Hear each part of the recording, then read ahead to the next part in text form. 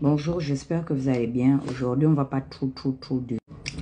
Bonjour, j'espère que vous allez bien. Aujourd'hui, on va pas trop durer. Parce que j'ai des choses à faire. Je suis venu répondre à certaines personnes.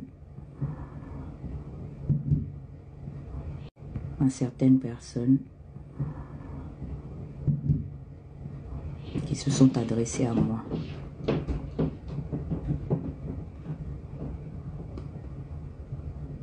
Alors, ce que je t'ai envoyé, j'espère. Bon, ceux qui sont... Oh, non, je vois maintenant. Ceux qui vont se retrouver avec le live envoyé 2 fois, désolé, ok? C'est pas fait exprès ou vous harceler pour venir regarder. C'est juste que je tiens à ne pas me tromper, en fait. Ok. Merci. Vous avez déjà commencé les cadeaux. Merci.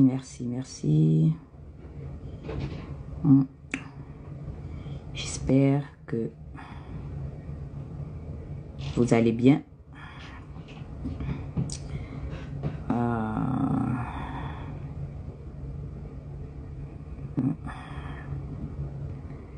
Aujourd'hui, je fais exprès. J'envoie mon live à Bacala. Ça va, Messani? On dit quoi, Onero? Comment tu vas? Bon. Vous savez, on commence toujours en musique. Hein, moi. Alors, ce matin, je me suis réveillée. J'ai trouvé deux fax qui me concernaient. J'ai regardé la vidéo de Lucas. J'ai regardé la vidéo de mon frère Ragnar avec beaucoup d'attention parce que j'ai aimé le ton qu'il a employé. Dedans, il y avait beaucoup plus de respect. Ça, c'est déjà quelque chose que j'ai beaucoup aimé. Même si, et comme je l'ai dit, on a le droit d'être opposé. Tout ce que je dénonce et que je condamne avec la plus ferme énergie, c'est l'intention de vouloir mépriser les interlocuteurs qui sont face à eux. Jusqu'à preuve du contraire, il n'y a aucun pays au monde où il n'y a pas d'opposition. Ça n'existe nulle part. Depuis le jour que nous avons pris la responsabilité de devenir un État-nation, nous avons tout simplement assumé le fait que nous pouvons évoluer de manière divergente. Donc, c'est un héritage que nous ont légiféré les générations précédentes. Ok? Le monde est en train d'avancer. Nous allons vers le progrès, ce qu'on estime, hein, ou qu'on assimile au progrès. Nous ne sommes pas en train de régresser. Vous n'allez pas nous ramener à l'époque du parti unique. Parce que la pensée monochlore finit par... C'est-à-dire que ça finit par d'éteindre sur un ensemble de personnes. Et ça, c'est vraiment de façon absolue. Soit nous sommes engagés pour le progrès, même si nous ne partageons pas les mêmes avis. Soit on va vraiment... C'est-à-dire on va se battre pour repartir dans les fondamentaux. Nous avons vu une classe politique précédente qui se battait, qui s'opposait, mais dans les normes du respect. Pour ça, vraiment, je suis intransigeante là-dessus. Si je vous respecte, alors là, je veux que vous me respectiez à la mesure du respect que j'ai vis-à-vis de vous. Nous voyons aujourd'hui dans les sociétés avancées, nous sommes des enfants comment on appelle ça? De l'immigration et de l'expatriation à des fins personnelles. Nous observons comment les sociétés avancent. Nous sommes influencés par l'environnement qui nous conditionne. Nous voyons ce qui se passe à l'hémicycle. Nous voyons ce qui se passe à l'Union européenne. Nous voyons ce qui se passe même à l'Assemblée générale des Nations Unies. Qui vous a dit qu'on n'a pas le droit de ne pas être d'accord? Qui vous a octroyé ce droit? Et sur ce, je suis vraiment... Je ne négocierai pas. Hein. Je ne négocierai pas parce que je te réponds, Ragnar, quand tu insinues que l'activisme n'est pas un métier, tu es vraiment sûr de... C'est-à-dire, je ne sais pas, est-ce que vous prenez le temps de vous instruire sur ce que vous avez à... C'est-à-dire, ce que vous défendez en fait? Telle est la question, je veux comprendre. Je vous prends l'exemple, un homme fort qui a fait bouger les lignes du Moyen-Orient. Il s'appelle Yasser Arafat. Le mari de Leila de Jordanie, l'une des plus belles femmes du Moyen-Orient d'ailleurs. Est-ce que vous êtes allé regarder la biographie de M. Yasser Arafat. Yasser Arafat, c'est un ancien activiste. Kadhafi même, qui a été le guide libyen. Oui, le fils du désert. Kadhafi fut activiste. Nelson Mandela, Winnie Mandela, tout ça. Mais l'activisme est un métier. Puisque nous défendons des causes, c'est un engagement. Et je vous ai dit aujourd'hui, Marc, on a le prix qu'il a eu. C'est par rapport à quoi? À son combat pour la préservation de l'environnement. Donc oui, c'est un métier. C'est une vocation. Mais puisqu'on ne sait pas faire la politique, c'est pourquoi ça va dans tous les sens. Il y a différents secteurs d'activisme. Mon frère Lucas, Tomo, je te réponds. Il y a des activistes qui sont engagés et ce sont les activistes qui touchent les plus gros cachets. Les lobbies écologiques, même Leonardo DiCaprio est un activiste engagé à la lutte pour la préservation environnementale. Et la présidence de cette organisation se trouve ici à Montréal, malgré que c'est l'ONU qui coiffe ça. Les lobbies écologiques. C'est pourquoi quand Donald Trump est venu, il dit on quitte le meat and green. Ça veut dire que pour l'instant, il a retiré les États-Unis comme pays membre de cette organisation. Il y a des activistes comme nous qui luttons pour quoi? Pour les droits et la qualité des... comment on appelle ça? Pour la qualité des droits humains, l'égalité. C'est pourquoi nous ne devons pas faire du partisanisme. Je vous l'ai dit. J'ai le devoir et l'obligation de condamner, même sans avoir vu, les traitements, et je parle au conditionnel, auxquels aurait été soumis la personne de Sylvia Bongo Ondimba et de Noureddine parce que j'appartiens à la Ligue de la défense des droits de l'homme. C'est comme un serment. Lorsqu'on a pris la responsabilité de prêter serment sur celui d'Hippocrate, que tu sois un magistrat, que tu sois un médecin, même si c'est ton ennemi, tu as l'obligation d'abord de respecter ton engagement parce que tu as décidé, c'est le choix que tu as fait.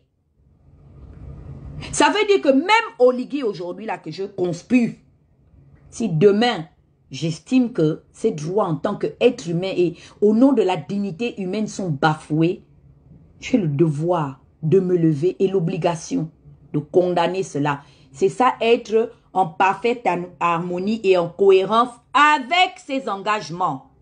Arrêtez de marginaliser les engagements des gens. C'est pas parce qu'on rit ensemble qu'on est même chose. D'accord? C'est humilité qui fait. Sinon, on connaît ici la force de chacun. Mais j'admire le fait qu'il y a eu beaucoup de respect dans ta manière de parler et c'est ce que j'attends d'ailleurs de vous. Moi, je dis bien, comme Desmond Tutu le disait, non, c'est Mandela, que c'est l'oppresseur qui définit la forme du combat. Si j'ai face à moi un adversaire qui me respecte, je vais aller de front face à lui également avec la même attitude. Mais si j'ai quelqu'un de méprisant, je vais être méprisante pour démontrer que personne n'a le monopole et ne va à l'école de façon particulière pour apprendre la sauvagerie et le manque de respect. J'implore la blogosphère tout entière à rentrer dans ce que l'on appelle le respect mutuel. Si vous nous respectez, nous allons vous respecter. Peu importe les écarts. Je vais d'abord mettre la musique le temps que tout le monde se connecte. Partagez. Parce que maintenant là, ces conseils, je vais vous donner. Ces conseils, on va se donner. Hein? C'est-à-dire, si je vous donne conseil, vous aussi, vous avez le droit aussi de me donner conseil. On va se donner conseil. Parce que nous sommes quoi? Des enfants hein, de la même nation. Il n'y a personne qui détient le titre foncier de la légitimité. C'est-à-dire que personne n'est ordonné à dire à qui et comment faire. De la même manière, donc, moi, c'est pas une obligation. Hein. C'est pas une obligation que vous puissiez me respecter, mais je vous réponds à la mesure des attaques que je reçois. Je vous préviens pour vous dire que, vous savez que j'ai le monopole en matière de sauvagerie et d'agressivité orale et verbale. Vous le savez que j'ai excellé dans ça. Tapotez et partagez mon live. Je vais mettre aussi sur Facebook que je suis en live. Moi, vous me respectez, je vais vous respecter. Je suis contente même de venir débattre. Du moins de venir répondre à M. Parfait. Je vais lui répondre. Et merci pour le flanc qu'il m'a prêté. Parce que depuis, je cherchais langue d'attaque. C'est-à-dire que vous m'avez donné l'opportunité maintenant de parler à Aurélien Mintsa Mingema. Les questions, je vais les poser et j'espère qu'on me répondra. Parce que maintenant, on parle chacun de voix opposées. D'accord? Donc, je vais poser des questions et j'espère qu'à vos prochaines interventions, vous allez répondre à mes questions. Et au-delà de ça, comme je vous l'ai suggéré hier, je vous invite à un débat. Nous devons débattre. Si vraiment, nous assumons ce que nous faisons. Avant de continuer, on va d'abord écouter nos frères de Espoir 2000. Vraiment, cette chanson-là, elle vient à point. Vraiment, si je pouvais bisser ça. Ah, toi aussi, ferme ta bouche. Si je pouvais bisser ça, j'allais bisser jusqu'à... Je ne fais même pas le live, on écoute. Parce que ça dit que il a tout dit. Ils ont tout dit, Espoir 2000. Pat Sako a tout dit. Parce que c'est le lead. On peut dire la vérité à ses camarades comme ça. Moi, vous savez, je ne comprends pas. Attends, c'est seulement la malchance que j'ai ou bien c'est le sang de l'iguane. Ou bien, ça dit que vous voulez tellement noyer le poisson dans l'eau que vous sortez même des choses de leur contexte. Quand j'ai pris la parole hier en faisant allusion au fait que j'ai écouté Aurélien parler et que je l'envoyais aller prendre des cours de protocole, est-ce que moi j'ai remis en cause son pédigré? Est-ce que j'ai omis le fait de reconnaître que c'est un intellectuel, qu'il appartient à la classe intellectuelle gabonaise, à la jeune classe intellectuelle gabonaise? J'ai un peu lu sur sa biographie. Je sais que c'est quelqu'un qui appartient au corps judiciaire de la Cour des comptes. Je sais que c'est un juge de la Cour des comptes. Mais en fait, nous sommes devant le fait de ce que j'appelle le problème qui se situe entre le fond de la pensée que je veux émettre, la forme de comment je l'émets, mais surtout, le plus difficile, la compréhension de comment est-ce que les personnes à qui je véhicule le message perçoivent et reçoivent l'information. J'ai pris des notes pour ne pas me tromper sur les points que j'estime que j'ai relevés essentiels et sur lesquels je vais devoir m'appesantir. Le reste, bon, je jette ça, voilà, dans la benne. Alors, j'ai dit, et je vais prendre des exemples. L'exemple que je prends souvent, c'est celui de Barack Obama. Parce que Barack Obama est le premier candidat, le 44e chef d'État, premier président noir, et également l'homme politique qui a révélé l'avènement des réseaux sociaux dans le mécanisme de l'art de la communication politique et médiatique, et surtout en particulier numérique. Obama, c'est pas n'importe qui. C'est-à-dire, quand vous suivez son parcours, vous voyez déjà que c'est quelqu'un qui avait un certain leadership. Il avait la niaque, ok, d'être un premier-né ou un jeune premier. Au-delà de ça, puisqu'il a eu des ambitions politiques, il s'est prêté à un jeu. Parce que dans chaque secteur de développement ou dans chaque secteur des cases de notre environnement, il y a des spécialisations. Ok? Et je veux faire comprendre ceci. Tu peux être un bon technicien, mais tu peux être un mauvais orateur. C'est pourquoi j'ai fait référence à l'élocution. C'est-à-dire la manière dont il parle, moi c'est mon avis, ok? Et ce n'est pas pour le réduire. J'estime qu'il a une voix très fluette. Je trouve ça agaçant à l'oreille. Et c'est pourquoi il y a des mécanismes qui sont mis en place et des personnes vont à l'école pour former des hommes et des femmes afin de devenir des hommes d'État. Il y a des gens qui suivent un parcours particulier comme le protocole d'État. Il y a 3 phases protocolaires. Quand tu suis cette formation, il y a ceux qui sont spécialisés pour organiser des cérémonies. Il y a ceux qui prennent des cérémonies. Il y a ceux qui prennent un cours pour comprendre comment fonctionnent les arcanes du pouvoir. Et même là-bas, dans la diversification de ces cours-là, vous serez appelé à régler des questions de médiation entre pays. Vous avez également ceux qui prennent les 2 cours, également le cours protocolaire particulier afin de travailler avec un chef d'État ou des membres du gouvernement. Vous voyez comme la prestation de serment d'un chef d'État ou d'un souverain en termes de monarchie. Il y a des gens qui vont à l'école pour ça. On les forme. Et leur carrière ne tourne autour que de ça. OK? Ça, c'est le premier point. Donc, quand j'ai fait référence à son éloquence, parce que j'ai détecté des lacunes, ce n'est pas pour le diminuer. Au contraire, vous savez, la critique doit d'abord être constructive. Elle est aisée, certes, mais elle est constructive. OK? Il est important que les gens tiennent compte des remarques. Parce que même moi, Dana, au cours de mon humble parcours, il y a des gens qui avaient relevé des points fondamentaux, et ce sont ces points qui m'ont été rapportés. Parfois, et ça dépend de l'état d'esprit de tout un chacun. Il y a des gens qui ont dit tu as du potentiel, et que si tu abstrais tel comportement, tu enlèves les injures, tu enlèves la colère, je pense que tu seras une très bonne oratrice. C'est pourquoi, dans le développement, il y a dans l'éloquence la question de pertinence. Et je pense que Parfait l'a soulevé. La pertinence peut se répartir en 2 catégories. Il y a ceux qui sont des spécialistes de la didactile. Et moi, j'estime, et je leur rends toujours hommage, c'est l'un des métiers les plus difficiles au monde. L'art d'enseigner. Les enseignants sont comme des potiers. C'est-à-dire que ce sont des hommes qui ont la capacité d'impacter les consciences et c'est-à-dire de transférer ce qu'ils ont en l'âme de différentes personnes.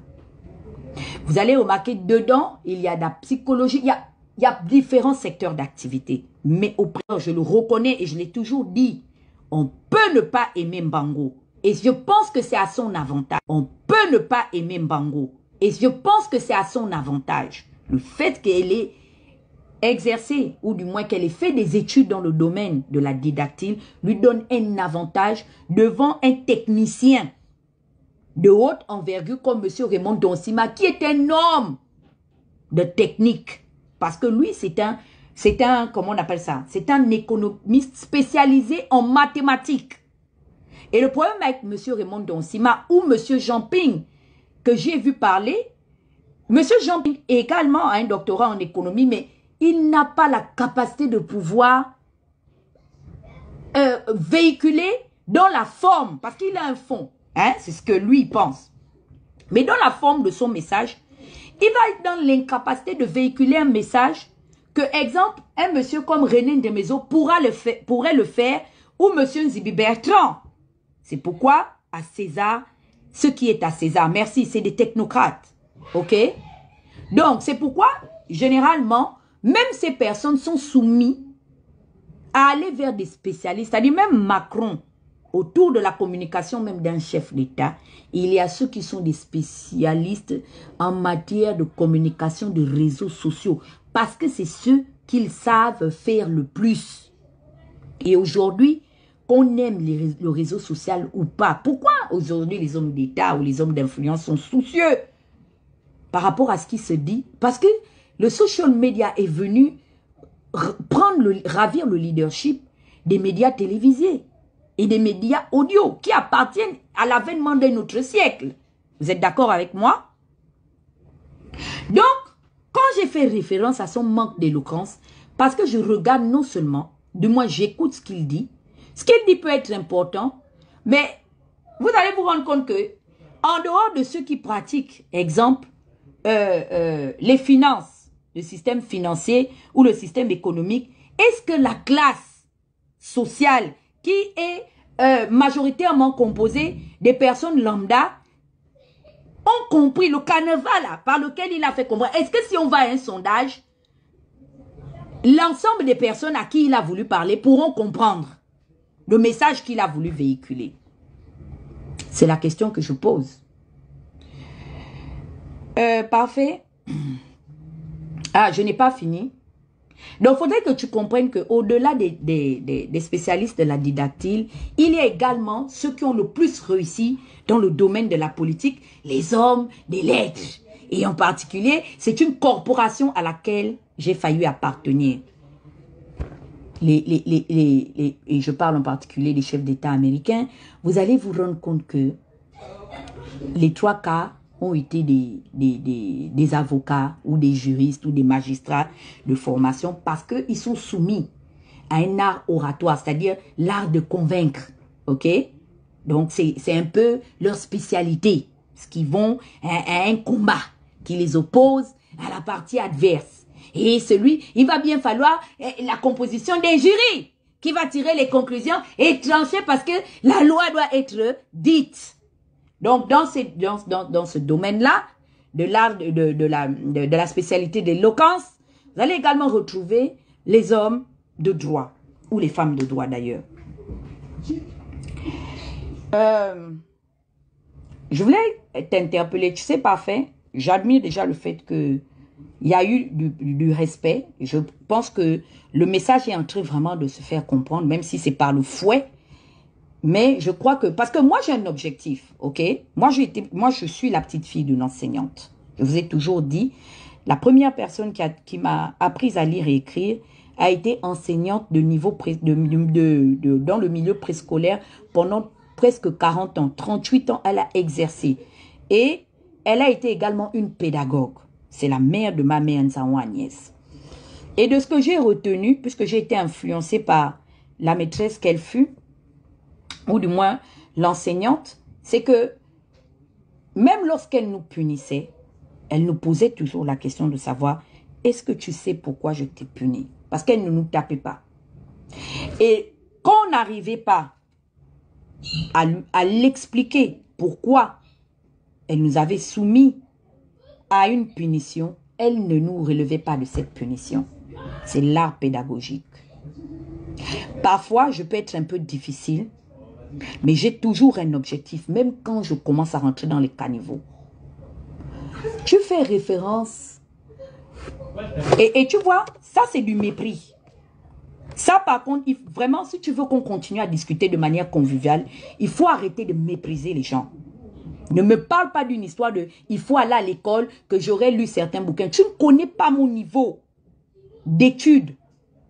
Je l'ai toujours dit. Contrairement à vous qui mentez beaucoup sur vos parcours. Moi, va à l'université. Je t'envoie à l'université. Va au secrétariat du département de lettres modernes, en particulier en capacité de droit. Tu verras mon nom inscrit là-bas. D'accord? Moi, j'ai fait droit. J'ai fait capacité de droit. Si j'étais resté au Gabon, au lieu d'aller à l'étranger, je devais automatiquement progresser en licence 1. Et peut-être que j'aurais été aujourd'hui une avocate du barreau du Gabon. Mon professeur d'introduction générale au droit s'appelle Monsieur Enyeng Zolo. Allez lui demander quel genre d'élève j'étais. C'est des cours que j'ai pris aujourd'hui il y a presque bientôt 15 ans. Mais je continue de m'en souvenir. Parce que je bûchais mes fascicules. Je ne trichais pas. Je n'étais pas dans les diplômes de Dibla Dingo. Les masterisations qu'on n'arrive pas à prouver sur le factuel. Le diplôme est ailleurs. L'élocution de quelqu'un se trouve dans un autre pôle de la destination géographique de l'humanité. Ne me réduis pas à ça. J'ai décidé de reprendre mon cursus parce que je n'ai aucun complexe. Pour te répondre, ok? Je vais te ramener parce que vous jouez à ce jeu depuis que vous êtes arrivé dans les valises. Et je sais pour emprunter les propos de mon père, Casimiro Yimba, quand il avait répondu à certaines personnes qui commençaient à le fatiguer. Non, est-ce que c'était pas Casimiro Yimba? Non, Yimba c'était un monsieur classe. C'était mon père, alias Miss Bala Maïla.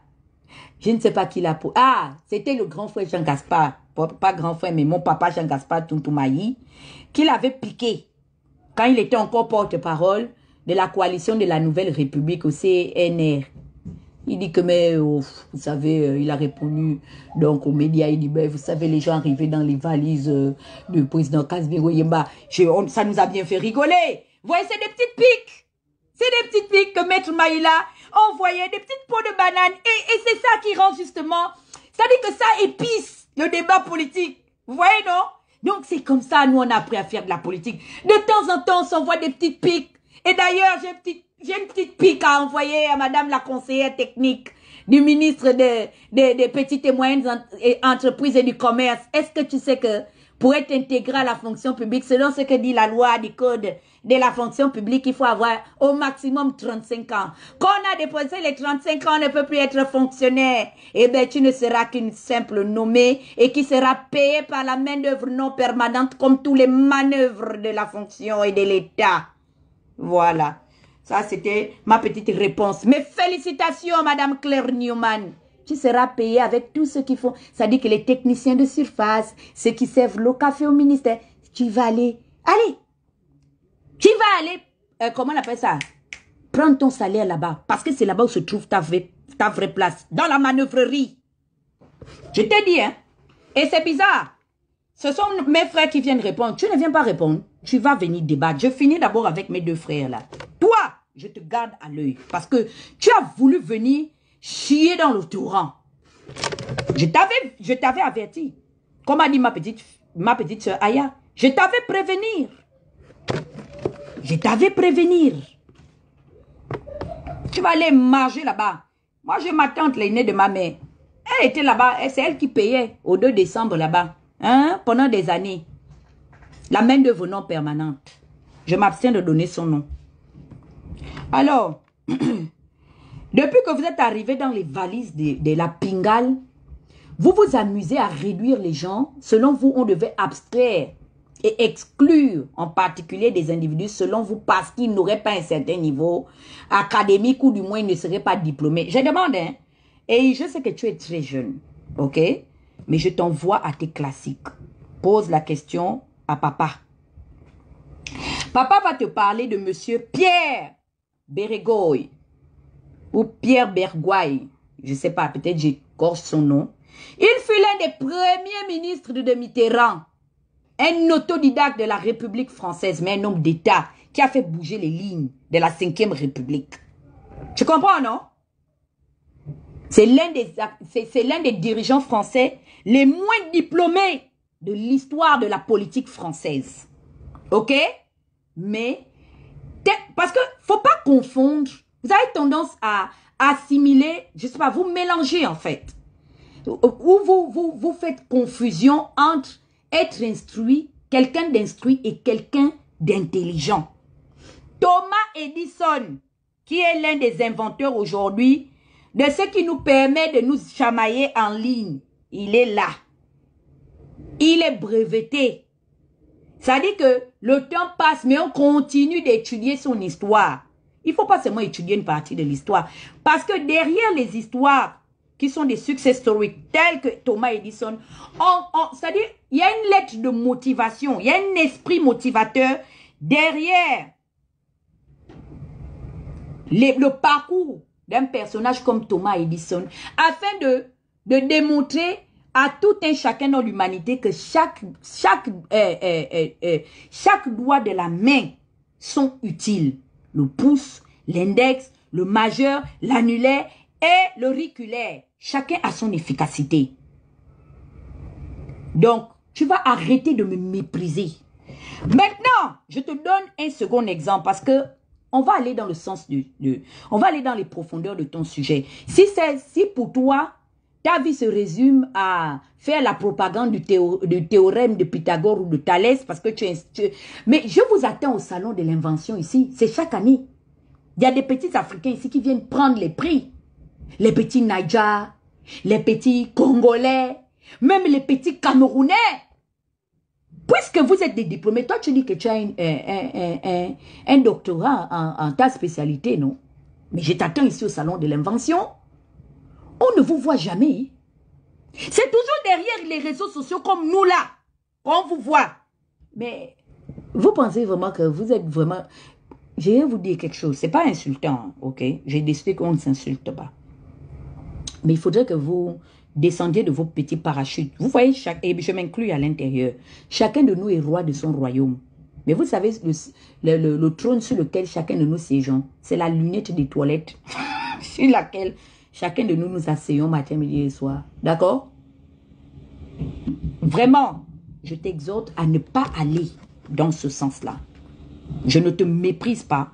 Tu ne vas pas me mépriser. Est-ce qu'on s'est compris, toi et moi? Maintenant, tu as Monsieur Luiz Inácio dit Lula da Silva, affectueusement appelé par les Brésiliens Don Lula. Don Lula a été 2 fois président de la République du Brésil, de Brasilia, le pays du carnaval, de la fiesta et des belles femmes et du football. Hein? Le pays de Nascimento, dit Pelé, le dieu du football. Ce monsieur a été porté 2 fois à la magistrature suprême des destinées des millions de Brésiliens sans aucun diplôme. Va taper son nom sur Google. Est-ce que tu peux me laisser en paix? Faire ma politique. Et arrêter de me dire que tu as lu quelques livres. J'ai lu les livres là avec toi. Et il faudrait même encore avoir la capacité de comprendre ce qu'on lit. Parce que ton général de président que tu défends, il nous a parlé du soi-disant bouquin de Nicolas Machiavel, qu'il aurait lu, mais qu'il nous donne des citations de quelques lignes utilisées par Machiavel, le prince. Encore heureuse que je puisse avoir lu des livres et que tu es d'accord avec moi, tu me conseilles de moi que j'ai pu comprendre. Ça veut dire que j'ai un minimum d'instruction, d'accord? Moi, je suis née dans une famille d'une des premières femmes à avoir eu son CEP et son concours au Gabon. Ma grand-mère a eu le concours de l'enseignement le même jour que Zachary Miboto. C'est l'une des femmes intellectuelles de l'Oguelolo. Nous, chez nous, on fait l'école. D'accord? Moi, j'ai mon frère et je t'ai dit, il est ingénieur en informatique et réseau, diplômé de la Sorbonne. Sa mère et ma mère, même père et même mère, mais on ne fait pas le bruit. 100% Otogwe, Lolo. Vous, Okundu Aristide Wilfran, major de sa promotion, un gars de Matsup. C'est ce que nous on produit chez nous. Tu nous as pris pour des cancres avec une grand-mère enseignante. Mais fais-toi, hein? Tu vas me respecter. Parce que si tu ne me respectes pas, je vais t'imposer ce respect. Tu es parti.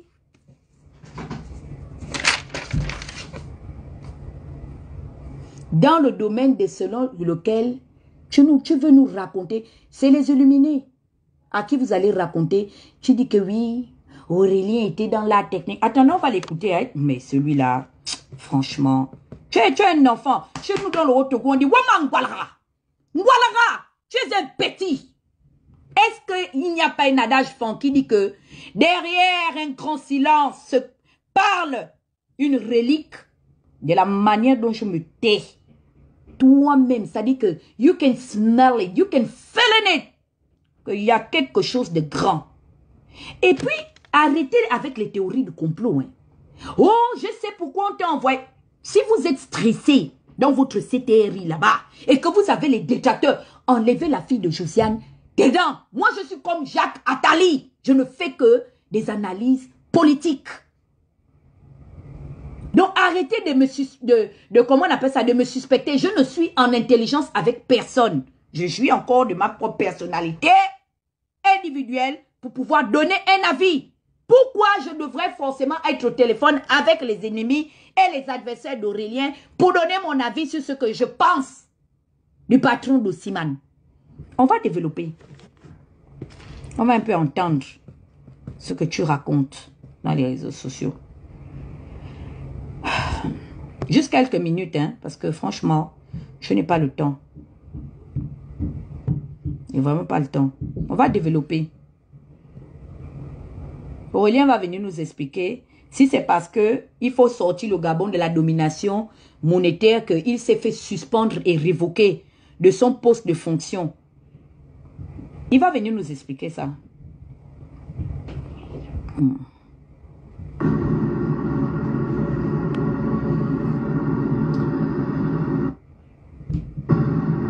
Ne serait pas à ton appréciation éloquent. You get? Comment tu peux dire qu'Aurélien n'est pas éloquent? C'est mon avis. Aïe. Parce qu'il serait passé sur Gabon Media Time et que tu aurais trouvé son passage en manque d'éloquence. Oui, c'est mon avis. Il a un discours creux. J'ai un problème avec ça. J'ai vraiment un problème. C'est quoi l'éloquence? C'est pas ce qui m'intéresse. Y a-t-il un outil accessible par tout le monde? Donc, lorsqu'un scientifique vient démontrer une théorie, il n'a pas besoin de la rendre complexe. Il doit s'exprimer dans un langage accessible par tout le monde. C'est ça l'école. L'école n'est pas faite pour... Hein? C'est ça l'école. On te demande d'aller à l'école, tu ne vas pas partir à l'école. Vous entendez? Comme il manque à l'école avec moi.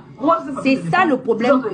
C'est ça le problème que j'ai avec vous. Vous faites des affirmations gratuites. Nous ne sommes pas des amis.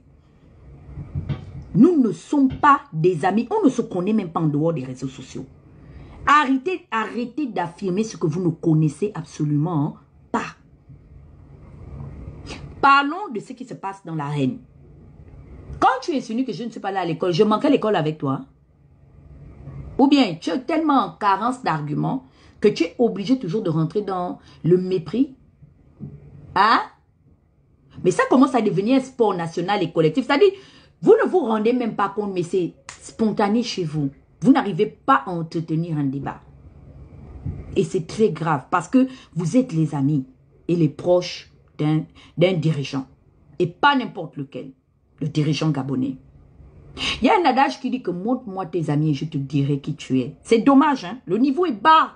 Le niveau est très très bas. Nous sommes là-dedans. Mais donc finalement, si c'était seulement l'école qui était le problème, pourquoi le Gabon est resté penché en matière de malgouvernance jusqu'à aujourd'hui? Tu es allé regarder le background check de toutes les personnes qui ont dirigé. En dehors d'Omar Bongo, ce ne sont que des technocrates, des académiciens de très haut niveau qui ont été les proches collaborateurs d'Omar Bongo. Quand tu prends M. Casimir Oyemba, ce n'est pas un ignare, perd son âme. Quand tu prends M. Jean Ping, ce n'est pas un ignare, c'est quelqu'un qui a atteint le plus haut sommet de l'administration diplomatique que je qualifierais de mondial. Le seul grade qui lui a manqué, c'est chef d'État en exercice. Quand tu prends M. Feu Gaston Maïla, parce qu'ils sont déjà presque tous morts, M. Maïla était un avocat, maître Louis Gaston. Le Gabon a été dirigé par une classe intellectuelle dont on ne contesterait pas le niveau d'intelligence. Mais le problème, et c'est le procès que je fais aujourd'hui à tous les dirigeants du monde. Les gens veulent insinuer que parce que tu es forcément intellectuel, que tu es quelqu'un d'intègre. Il faut dissocier ça. Je préfère dealer avec quelqu'un qui ne soit absolument pas très allé à l'école, mais qui a des valeurs intrinsèques telles que l'intégrité, que de dealer avec un académicien corrompu. Parce que le problème que nous vivons aujourd'hui, c'est quoi? C'est la corruption des élites. Arrêtez de réduire le débat à un certain niveau. Le problème que le Gabon a aujourd'hui, c'est une question de quoi? Une question d'intégrité. Le Gabon a juste besoin des dirigeants qui puissent l'aimer comme lui, il a aimé ses fils et ses filles. Le Gabon, je parle en termes de territoire et de pays.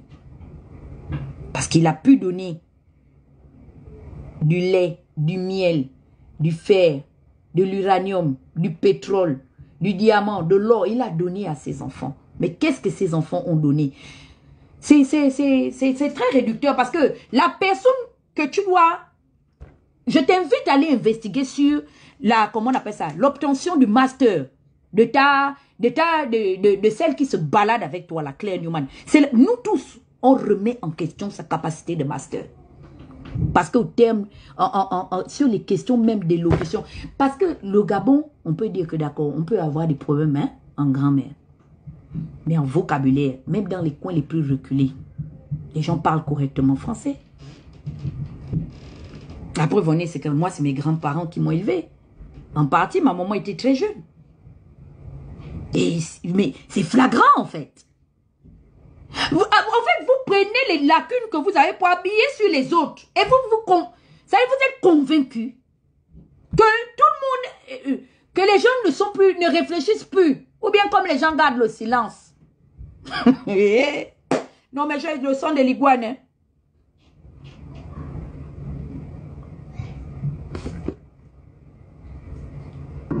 Écoutons.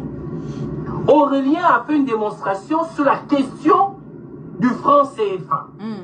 Doit-on sortir du franc CFA ou doit-on mettre en place un mécanisme qui nous permet de sortir de la difficulté dans laquelle le franc CFA nous trempe? En tant que spécialiste sur la question, il vient faire une proposition. Fuite en avant. Aurélien était le directeur général de notre budget. Tu es d'accord avec moi? Maintenant, toi qui es aujourd'hui un nouveau DG, demande ce que dit la loi en matière administrative lorsque un administré de son envergure est suspendu de ses fonctions. De la manière dont Charles Mbaké, son ministre de tutelle, avait rendu publique la suspension d'Aurélien dans les directives de ses responsabilités. Logiquement, ok? Aurélien devait lui-même comparaître devant son propre corps d'origine administrative. Parce qu'il n'y a que la Cour des comptes qui ait compétence à faire convoquer Aurélien. Il aurait dû répondre à la procédure qu'oblige l'État gabonais lorsque un haut commis est suspendu de ses fonctions. La question que je te pose avant de rentrer dans le franc CFA, est-ce qu'il a été soumis? Si oui, la procédure s'est faite quand et comment? Parce que de ce que je sais, il a tout simplement été suspendu et après il a été révoqué de ses fonctions sans expliquer le pourquoi. Et maintenant je relativise. Admettons que le patron du budget de l'État turc, hein, de l'Empire ottoman, parce que tu as appris chez des intels, c'est-à-dire c'est des savants les Turcs. Donc je peux douter un peu de ceux qui vont se perdre au Maroc, en Tunisie, et même bon, c'est juste pour juste épicer le débat. Mais nous savons que les Turcs sont des savants. Donc en matière là, d'instruction là, je peux compter sur la maniabilité de l'éducation et du système académique turc, surtout en matière de sciences. Maintenant, admettons que le patron du budget de l'Empire ottoman soit suspendu de ses fonctions. Tu sais ce que ça suscite, ou ça aurait suscité. On va même du côté de la France. Mais ça c'est un scandale d'État. C'est un scandale d'État. Mais puisque vous bénéficiez de l'anarchie qui règne dans nos petits royaumes et villages africains, il porte sa petite veste et il vient nous parler du franc CFA. Je demande, hein, c'est à cause de l'influence du franc CFA qu'on l'a sorti, on l'a dégagé comme un mafieux de la Direction générale des impôts et de l'acquisition des marchés publics. Est-ce que c'est à cause de l'influence du franc CFA? Et c'est comme ça. C'est le Gabon que vous voulez construire. Un Gabon où il y a l'impunité pour les privilégiés et les proches du roi. Et la loi ne doit frapper que ceux qui n'ont ni parents, ni connaissance à la cour du roi. C'est quand qu'il ira répondre? Il sera entendu quand? Lui et Fabrice Andjoua. il doit venir répondre. Hein? Pour les, comment on appelle ça, les suspicions qui pèsent sur eux, dans le cadre de leur travail. Au lieu de ça, non.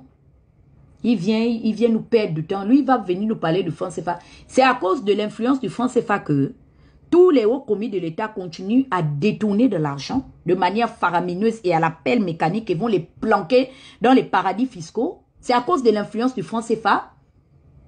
On a échoué monumentalement parce que l'état d'âme qui habite ceux qui gèrent la chose publique est un état d'âme corrompu, machiavélique et démoniaque. C'est à cause du franc CFA que son frère l'a fait sauter du budget. Moi, je veux comprendre de quel combat parlons-nous. Et puis, on a d'abord réglé les questions d'autosuffisance alimentaire pour commencer à rentrer dans la lutte de l'indépendance financière et monétaire. Mais à cette question, Aurélien va venir nous parler de quoi, tandis que le professeur Touadéra a déjà réglé la question sur la situation du franc CFA. C'est un combat que je respecte par mes dévanciers tels que le professeur Franklin Nyamsi, qui est un spécialiste de la question du franc CFA, ou Madame Nathalie Yam, ou le grand frère Kémy Seba. Mais moi, j'estime que, pour l'heure, ça ne fait pas partie de nos priorités. Parce que le franc CFA, qu'on l'aime ou qu'on ne l'aime pas, a démontré son équilibre dans la sous-région communautaire. Quand on décide de quitter dans le franc CFA, Aurélien, hein, il a des amis banquiers de niveau 7, quoi. C'est ça? Il a des amis banquiers de niveau 7, n'est-ce pas? Ça dit que le seul système monétaire qui compétit avec celui des Américains qu'on appelle le système SWIFT. Et pour cela, la Chine a dû s'allier avec leurs frères de l'Indonésie. Parce que sur la question de la création de l'argent, qui est le système monétaire, il faut trouver une autre substance qui a de la valeur pour équilibrer la parité sur l'argent. Les seules personnes qui ont pu faire ça au monde, ce sont les Asiatiques, les Chinois. Parce que leurs frères indonésiens avaient leurs assets au Trésor fédéral américain. Notre propre, pour qu'on nous donne même la monnaie communautaire là, est enfermé au Trésor fédéral français là-bas. On est allé récupérer, on détient ça, les brevets là, des déclarations, des devises d'or, pour que nous soyons des sujets à cette monnaie. On détient ça, on a des banques centrales, on a d'abord une banque centrale au Gabon pour commencer à venir nous parler des histoires de monnaie. Vous nous perdez du temps. Si Aurélien n'a rien à faire, qui s'asseye et qui mange l'argent de son frère parce qu'il est chef d'État, qui ne se fout pas des gens. D'accord? Il y a 3 systèmes pour commencer à parler de situation de création de monnaie. Il y a le système financier, il y a le système bancaire et il y a le système monétaire. Aurélien a des amis qui sont banquiers de niveau 7 et banquiers de niveau 8 parce que là-bas on parle des gouverneurs. Eux, ils ne traitent qu'avec le fédéral et les banques internationales. Les gens de ce niveau-là, c'est des banquiers de niveau comme Madame Lagarde. Ou bien, comment il s'appelle? L'autre là qui était à la tête du FMI là. Ce sont ce genre de banquiers là. Vous vous foutez de qui? Mais fais-toi, hein. Moi, j'évolue dans ce milieu-là. Parce que j'ai compris que le pouvoir n'est jamais loin de l'argent.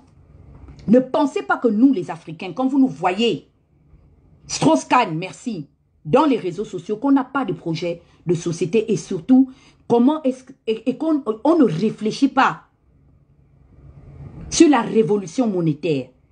Mais pour l'instant, notre priorité, c'est d'abord de régler les questions d'autosuffisance alimentaire. C'est pourquoi je dis comparaison n'est pas raison. Si le Mali aujourd'hui a estimé qu'elle est prête à prendre son envol en sortant de la CEDEAO, c'est son destin.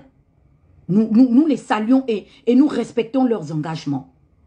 Pour l'instant là, le Gabon doit d'abord s'auto-illustrer dans ce qu'on appelle la révolution industrielle. Parce que nous avons tous les climats. Il faudrait au jour d'aujourd'hui que dans le système académique, que nous puissions pousser les jeunes, comment on appelle ça? Les jeunes étudiants gabonais à rentrer dans ce qu'on appelle des métiers d'avenir. Et dans les métiers d'avenir, justement, l'ingénierie industrielle, en particulier agricole et même d'importation, vont faire partie des challenges de demain. C'est ça les vrais débats. Nous souffrons de la cherté des prix. Et pourtant, nous avons la capacité en matière agricole de produire des aliments. Parce que moi, je vous ai toujours dit que je prends l'exemple sur la 3e puissance économique de l'Amérique. Parce que c'est le pays où j'ai le plus vécu au cours de la précédente décennie. La troisième puissance économique des États-Unis se situe en Californie. Pourquoi? Parce que c'est l'État agricole des États-Unis. Et lorsque vous commencez à contrôler votre agriculture, vous rentrez maintenant dans un mécanisme de puissance individuelle. Parce que votre santé est garantie. D'accord? Vous contrôlez vos aliments. Vous contrôlez également aussi votre production. Et vous vous ouvrez à quoi? À un échange de bons procédés avec les pays autour. C'est pourquoi au jour d'aujourd'hui, vous avez vu que quand Trump a commencé à éternuer, l'un des pays les plus puissants à côté de Trump, c'est le Canada. Parce que le Canada et même le Mexique à côté sont des puissances aussi en matière de productivité nationale. Et ils sont aussi sur le cours de l'échange des marchés. Le Gabon a déjà atteint... Vous prenez notre économie pour donner un petit magicien comme celui des Bomaf là, et puis vous venez vous asseoir. Aurélien, il parlait d'une question scientifique. Aurélien a d'abord commencé à connaître les banquiers de niveau 1, 2 et 3. Parce que ceux-là, moi qui ne suis pas là à l'école, je sais que quand tu es banquier de niveau 1, 2 et 3, c'est que tu es banquier de niveau de banque ordinaire. Comme la BICIG, la BGFI Bank. Quand tu commences à être banquier de niveau 3, 4, 5, 6, tu commences à devenir banquier de niveau ingénierie financière. Et quand tu dépasses ce niveau-là, hein, tu deviens banquier de niveau 7 ou 8. C'est là maintenant tu rentres dans ce que l'on appelle la création de monnaie. On a fini d'abord. Coucou Serge, comment tu vas? On a fini d'abord de se rassasier. Ça veut dire que vous, votre développement ou votre plan d'action comment on appelle ça? Votre plan de développement là, ça va se passer même comment, hein?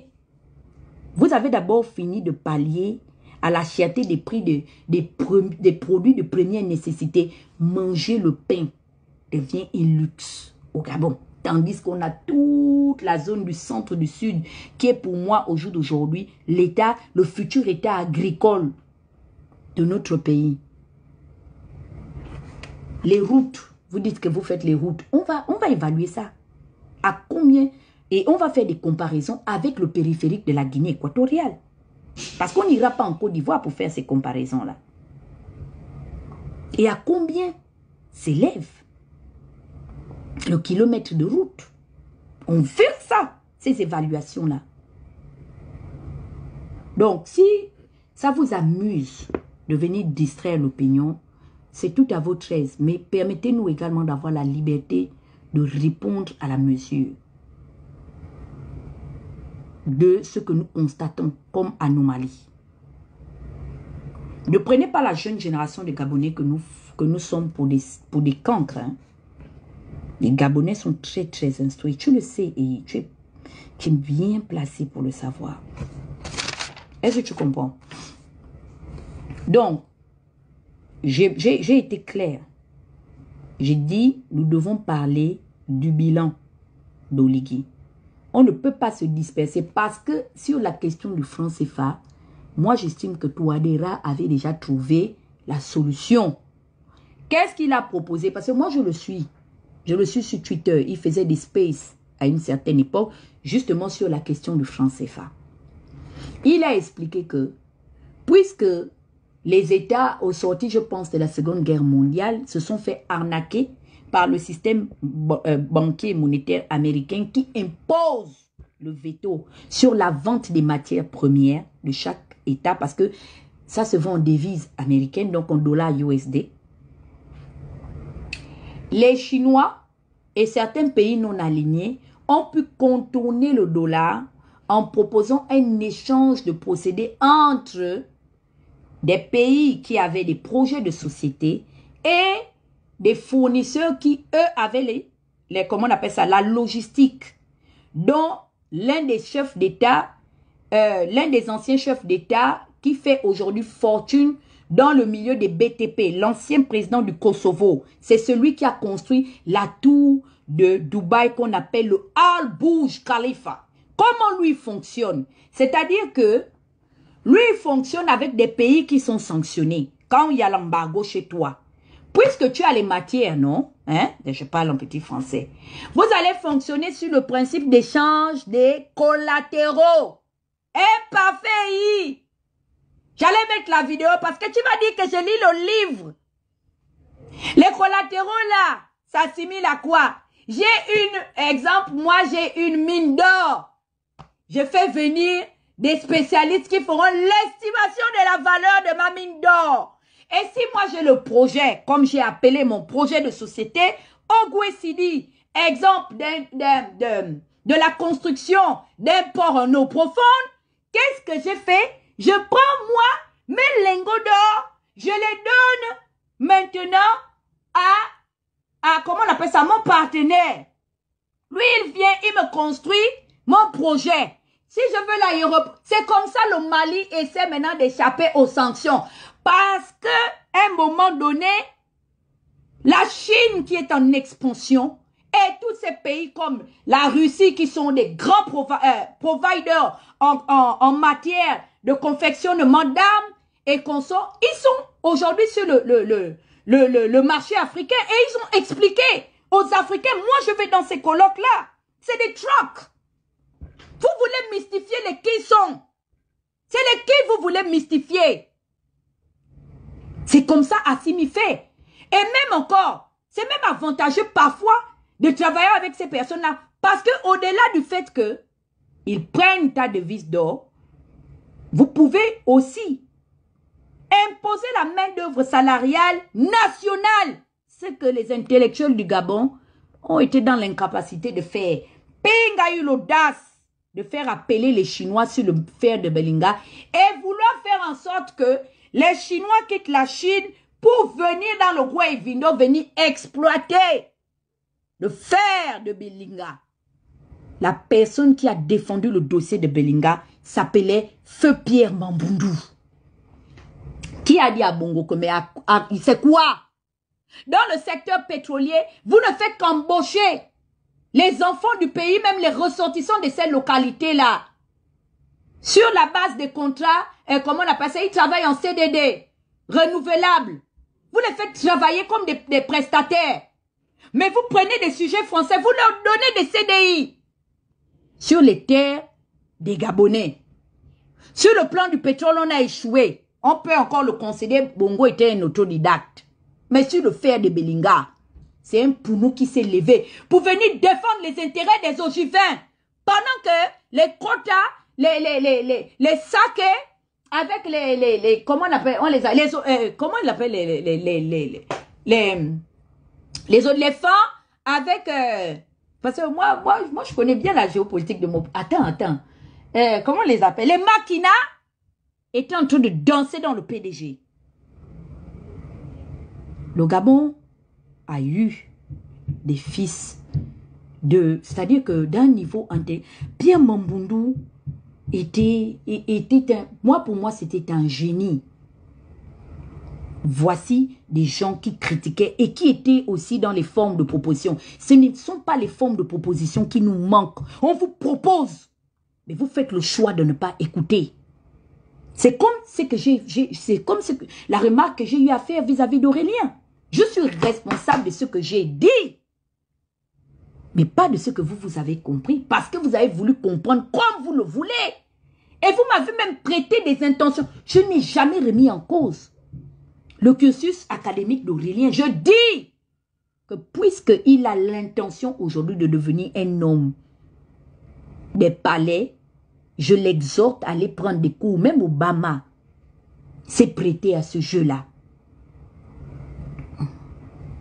Mais vous ne comprenez pas ça. Vous travestissez les propos des gens. Donc, il faut juste laisser les gens tranquilles. Parce que des formes de propositions, nous en faisons. Quand Oligui est arrivé à la tête du Gabon, on lui a suggéré, on lui a dit qu'Oligui, pour le moment là, le pays est en crise financière. Réunis la classe économique, réunis la classe financière et appelle les planificateurs. Nous allons faire des audits pour que nous puissions voir à quel niveau nous avons été spoliés par le régime précédent. Et par rapport à ça, maintenant, les planificateurs vont planifier les secteurs prioritaires pour pouvoir pallier à la situation de mauvaise gestion laissée par vos prédécesseurs. Vous nous avez exclus du débat. Lucas dit, on vous a appelé. Ils ont appelé qui? Quelqu'un m'a cité le nom? Non.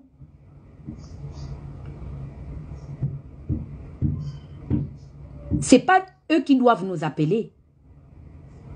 Parce que cette maison nous appartient. Vous voyez, vous ne connaissez même pas comment sont régies les lois d'un pays.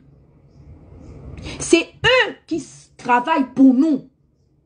Depuis quand est-ce que c'est le locataire qui appelle le bailleur à s'expliquer? Je demande, c'est quoi? Tout est en diagonale chez vous. Vous ne comprenez pas comment l'ordre est établi. On dit pouvoir législatif. Hein? Le synonyme du pouvoir législatif. Ça, c'est le cours que je te donne. Hein, Lucas? Que ta petite soeur te donne ou ta grande soeur, je ne sais pas. Comme tu dis que je crie dans les réseaux sociaux, je fais 5 heures de live. Je vais même faire 18 heures de live. C'est pour vous démontrer que c'est mon métier. Je travaille à quelle heure? Je travaille sur les réseaux sociaux, Lucas. Je t'ai dit que je gère la communication de certains hommes et femmes politiques. C'est mon travail. Ce que je fais sur le net est un travail. Et au-delà de ça, je fais du lobbying. Ça veut dire qu'aujourd'hui, si des hommes et des femmes veulent se rencontrer dans certains domaines, si j'ai des relations, comme effectivement j'ai des relations aujourd'hui dans le milieu de la finance et même dans le milieu du monétaire, comment je les ai rencontrés? Je les ai rencontrés en faisant des lives. Parce que Internet est un village planétaire. C'est pas en couchant avec les gens que je suis. Je suis arrivée, exemple, au niveau de l'IDEFROCAD, qui est l'ancien organigramme de la plateforme de l'opposition face à Denis Sassou Nguesso, parce que j'étais une activiste gabonaise. Et c'est là où on m'a coopté. Comment je suis arrivée dans les lobbies aujourd'hui du faiseur du roi Léopard, M. Vital Kamere, parce que je parle des problèmes de la République démocratique du Congo. Il y a des hommes et des femmes qui gravitent autour de ces pouvoirs-là, qui me remarquent, qui rentrent en contact avec moi. C'est mon boulot. Et au-delà de ça, j'ai décidé de reprendre mes études pour m'offrir une carrière dans un domaine que je ne dirai pas. Parce que je ne suis pas en compétition avec vous. Si je réussis, c'est d'abord ma vie à moi. Tu demandes aux gens de t'envoyer. Toi, tu sais combien coûte mon cachet? Demande aux gens qui ont travaillé avec moi. Tu sais combien coûte mon cachet?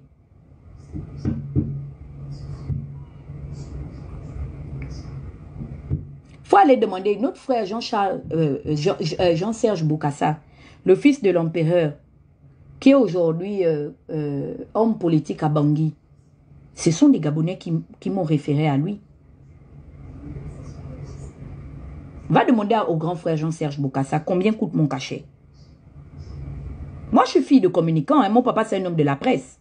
Mon grand-père était directeur général de la chaîne 2 de Franceville, M. Ngari Rubens. C'est inné. Je suis le bébé des hommes de la communication.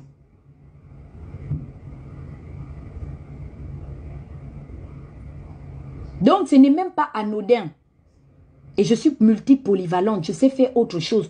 Au-delà de ça, oui, ma mère, maman Alice, je t'enverrai ton cadeau. Quand tu vois que je suis un peu silencieuse comme ça, c'est parce qu'il y a eu trop de dépenses au Gabon.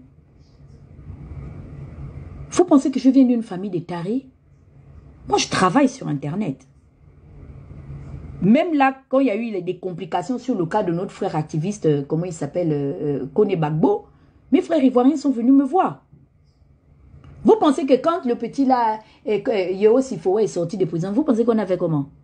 Cette dame-là, qui est Delphine Lecourt, à qui Danger m'avait présenté, elle m'avait déjà vu sur les réseaux sociaux, l'ancienne présidente d'Amnesty International. C'est grâce à cette femme que Yeo Sifowa est dehors. Et c'est un dossier sur lequel j'ai travaillé. Est-ce que j'ai besoin que vous puissiez venir me reconnaître? C'est là. Elle a même édité sur le Gabon à l'université de Montréal à Berry-UQAM. Cette année, les élèves qui sont en sciences politiques à Berry-UQAM ont étudié l'histoire du coup d'État du Gabon. Je fais partie des sources qui ont travaillé avec elle. Même quand l'article est sorti, les gens étaient un peu fâchés pour dire que, oh, pourquoi elle ne t'a pas mentionné comme source? J'ai dit non, j'aime bien garder mon anonymat. J'ai travaillé avec elle.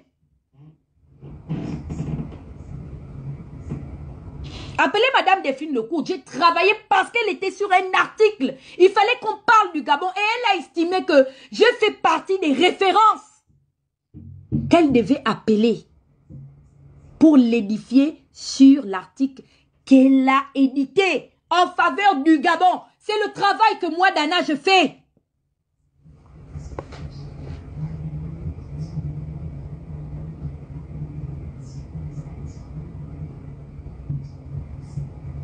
Donc, comme m'a dit mon frère Pat Sako de Espoir 2000, respectez les gens qui ont vécu. Ma marraine, hein, qui m'a accueilli ici au Canada, système monétaire. C'est pas qu'on m'a raconté. Jusqu'à un jour, j'écoutais dans sa réunion comment on parlait du Gabon. Maintenant, je casse le papeau. Comment Mundunga a contacté des gens séraphins pour qu'on ait d'Oligui à l'emprunter dans les marchés financiers. Parce qu'à cette époque-là, il y avait beaucoup de restrictions. Même les restrictions de la CAC n'étaient pas encore levées. Et celle de la CEMAC en particulier. Vous pensez que qui m'informe sur les affaires concernant, comment on appelle ça, la note souveraine du Gabon, ce sont des amis, c'est des connaissances. Je vous ai dit que j'ai travaillé avec un communicant qui était ici à la National Endowment of Democracy, qui aujourd'hui travaille pour Reuters Magazine. Il ne peut pas éditer sur le Gabon. Ellie Smith sont m'appeler au téléphone pour dire ça concerne. Même quand les bongos, et je parle des Valentins, faisaient le bordel à Londres, fait partie des personnes qui m'appelaient pour me demander des informations sur le pays.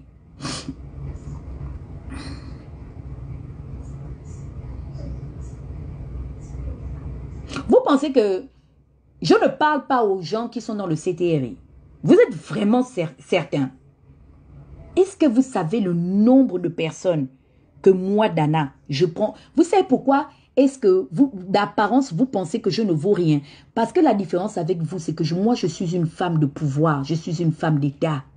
Et j'ai toujours dit en parabole à ceux qui me suivent sur les réseaux sociaux que le pouvoir et la gouvernance ne sont jamais loin du compromis. C'est comme un test de taux-école. On t'explique qu'il y a 9 personnes du côté gauche et il y a 30 personnes du côté droit. Tu es dans l'obligation de faire l'accident. Tu ne peux plus rien arrêter. Quel est le côté que tu choisis?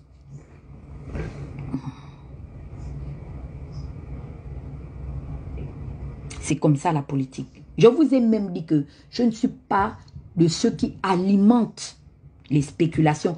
Parce que l'expérience m'a amené à comprendre que les hommes et les femmes politiques sont obligés de se rencontrer. Et ce n'est pas parce qu'ils se rencontrent qu'ils sont forcément d'accord. Arrêtons de voir la corruption partout. Mais je peux comprendre que les gens aujourd'hui soient asymptomatiques à cette cohabitation entre le régime et l'opposition. Parce que effectivement, les gens se sont souvent servis des causes communautaires pour aller assouvir leurs agendas personnels. Je peux comprendre que les gens aient ces stigmates-là en eux. Mais pour des questions d'intérêt d'État, moi-même, Tata Huguette, si j'estime que je suis dans l'obligation de parler avec Oligui, je parlerai avec lui. Ça ne veut pas dire que je veux le voir parce que je l'aime beaucoup ou je veux aller lui expliquer que je n'ai pas de maison, je veux une voiture. Non, je veux le voir parce que j'estime qu'il a pris le pouvoir et qu'il ne devait pas dissocier une très grande partie des Gabonais de l'étranger. Parce que nous avons un droit de regard et nous restons des Gabonais à part entière. Nous sommes obligés de nous parler. Donc arrêtez. Vous n'avez pas le monopole sur le général président. Beaucoup seront peut-être surpris. Ah, on ne sait jamais de quoi peut enfanter un lendemain. Vous allez faire quoi maintenant? Admettons que Oligui accepte de nous rencontrer en tant que force politique. Nous, les petits outsiders là, qui sommes restés à faire du bruit de l'autre côté de l'Atlantique. Vous allez faire quoi? Vous suicider? Ou bien vous allez quitter Oligui? Ah, moi, je vous préviens, commencez déjà à acheter les cordes à suicide. Hein? Parce qu'il peut y avoir des chances qu'on se parle. Pas qu'on se parle parce qu'il va y avoir un achat de conscience. On va se parler parce que Oligui sait les coups que nous lui donnons à l'international. Il le sait et c'est pourquoi il vous a relégué à la propagande des réseaux sociaux. Il n'assume peut-être pas parce que c'est un chef, il ne veut pas montrer sa vulnérabilité, mais il sait à quel niveau de nuisance se situe le vacarme qu'on fait sur les réseaux sociaux. Ça a des répercussions dans les salons feutrés des instances de gouvernance de ce monde-là. Je vous avais dit qu'on voulait lui donner l'argent pour venir faire la campagne. C'est Oligui lui-même, par ses insuffisances et ses carences, qui a fait en sorte que l'argent que le gouvernement américain allait lui donner pour organiser les élections, ils ont diminué le budget parce que c'est... Mais je suis désolée, les gens disent que c'est à combien tu te vends qu'on va te payer. Commencez à apprendre à votre président à fermer sa bouche. C'est ça, c'est le premier précieux conseil que vous pouvez lui donner. Vous savez, parfois, il y a des gens tellement ignares. Même la Bible utilise souvent cet adage-là. La Bible dit que un insensé, sachant se taire devant certaines situations, peut se faire passer pour un sage. Parce que je vous dis, l'un des premiers problèmes de votre général président, c'est sa propre bouche. Il parle pata, n'importe comment. Le président ne parle pas comme ça. Vous pensez que c'est pour rien que Oligui est parti répondre à Moulinda quand il est allé au Rwanda? Quand il est allé au Sénégal? Mais c'est parce que nous nous sommes sortis là-bas. Peut-être pas le mien.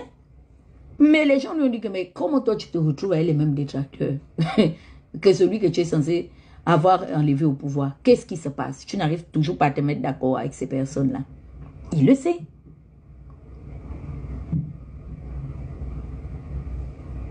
Moi, je suis sereine. Hein? J'ai la tête sur les épaules. Je ne suis pas à un petit poste budgétaire, sachant que j'ai dépassé les plus de 35 ans, selon ce que dit la loi de l'intégration à la fonction publique, et aller me faire payer comme une petite manœuvre par la main-d'œuvre non permanente. Ça ne veut pas dire que je réduis ces travailleurs-là, mais c'est tout simplement pour dire que la vie est un choix, et j'ai fait le choix d'appartenir à une autre caste de personnes. Je sais ce que je veux. Je suis devenue une carriériste.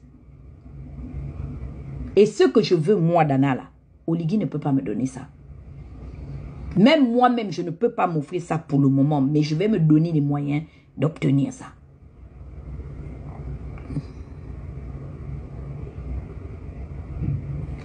Donc, j'espère que j'ai essayé de t'aider un peu. Certes, je suis une profane. Je t'ai fait une petite démonstration de ce que je sais un peu, de ce qui se passe voilà, je n'ai même pas terminé la suggestion de Touadéra sur le franc CFA. Donc, je vous ai expliqué un peu sur la situation des échanges, donc de bons procédés entre les acquisiteurs d'appels d'offres de marché, donc de gré, et les États. Et par rapport à ça, Touadéra proposait le fait que si on on se tourne vers l'influence des monnaies numériques telles que le Bitcoin et j'en passe, ou encore l'échange entre les collatéraux, donc les matières et les acquisiteurs donc des marchés de BTP, le franc CFA pouvait mourir de sa propre mort. Parce que si les Occidentaux se rendent compte que on ne touche plus leur monnaie, eux-mêmes, ils vont se lever un matin pour dire, ah, on a imprimé les billets, mais on voit que les gens là ne les utilisent plus. Ils peuvent eux-mêmes un matin venir récupérer ça.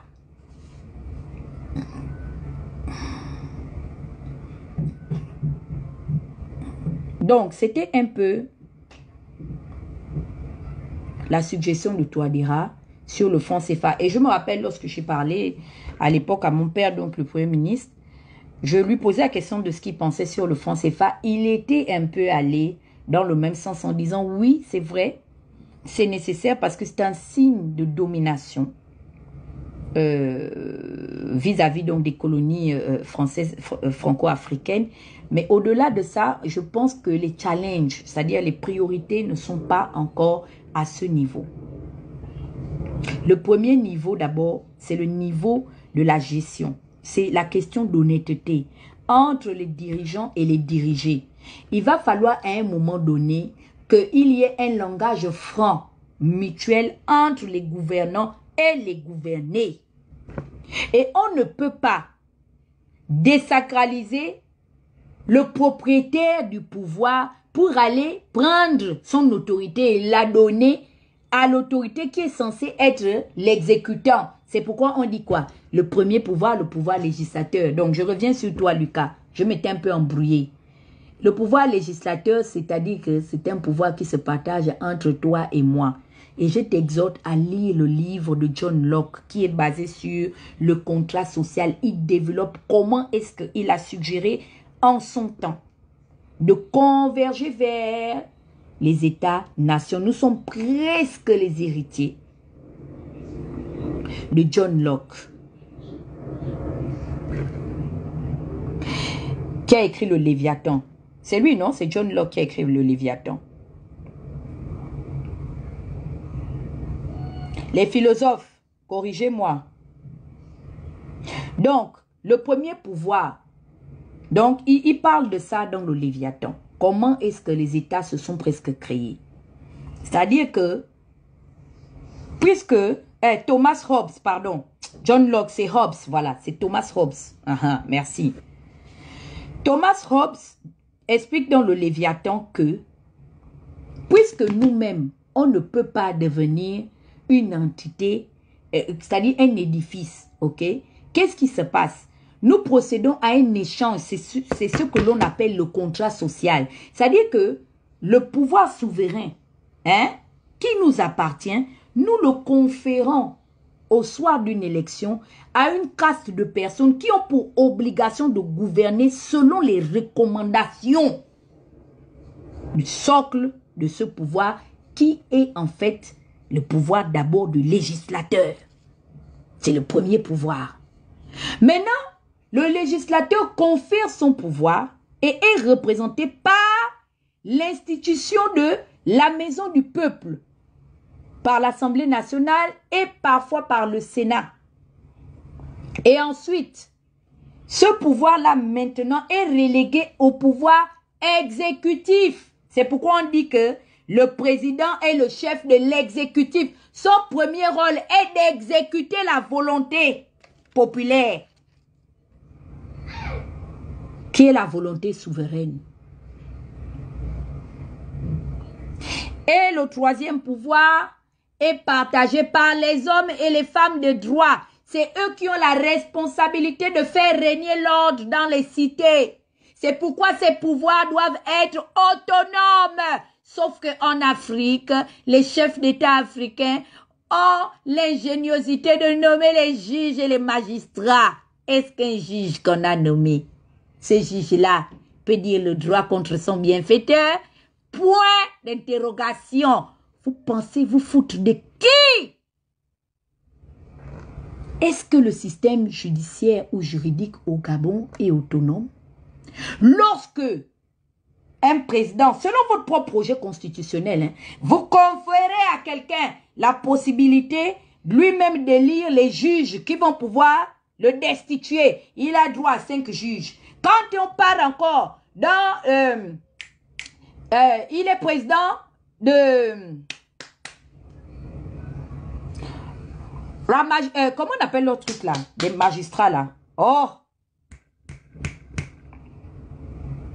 Aidez-moi dans les commentaires, s'il vous plaît. Il préside, voilà, il préside le Haut Conseil de la magistrature. Merci. Oligui encore, hein? Il préside le Haut Conseil de la magistrature. Donc là-bas encore, il peut encore influencer les 5 autres juges. Ou je ne sais pas, les 3 juges. Le Conseil supérieur de la magistrature. Le même individu. Mais pourtant, il a déjà droit à nommer 5 juges en tant que chef de l'exécutif. 3 juges en tant que chef de l'exécutif.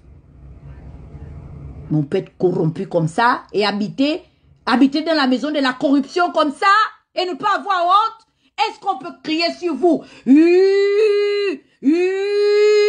On pose la question. Toi là. Comment elle s'appelle la fille? C'est Kassa, hein? Donc, Djangui que tu allais bouffer à TV5. Attends. Je ne suis pas pressée avec toi. Je finis d'abord avec mes enfants. Parce que Kofi Olomide a un proverbe. Attends, je vais te mettre ce que Kofi a dit. Tu as vu, Eyi? C'est ça que Kofi vous dit en lingala. Je vais te donner la traduction. Je vais d'abord te faire écouter. Quand ça, on te pose la question. On te pose des questions. Tu fais la Laurence Ndong. Quand on va venir s'asseoir pour commencer à t'accélérer, on va dire, ouais, elle est jalouse. Toi-même, l'interview que tu as faite à TV5, là, quand tu as regardé ça, tu as répondu vraiment aux questions de ton interlocutrice. En fait, vous pensez faire du mal à qui? C'était tellement gênant. Au point où tu fais une comparaison sur le général de Gaulle. Qu'est-ce qu'il y a de comparable entre de Gaulle et Oligui, en fait? Toi, je vais te prendre après. J'explique d'abord à mes enfants. Parce que Kofi a donné proverbe dedans. Moi, ces conseils, maintenant, je vous donne.